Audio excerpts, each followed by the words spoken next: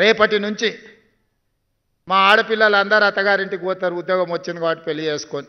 వాళ్ళ జీవితంలో అత్తామామలు వస్తారు.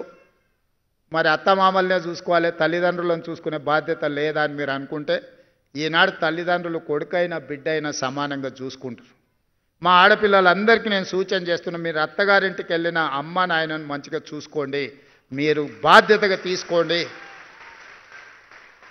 ఇక మా సోదరులకు చెప్తున్న, కట్నాలు వస్తాయి, కార్లు వస్తాయి, అత్తమామ వస్తారు.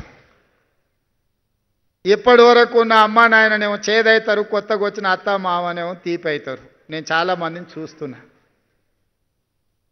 అత్తమామను మంచిగా చూసుకోవద్దని నేను అనను, మీ కట్టుకున్న సతీమణితోని మీరు బాగుండొద్దని నేను చెప్పను.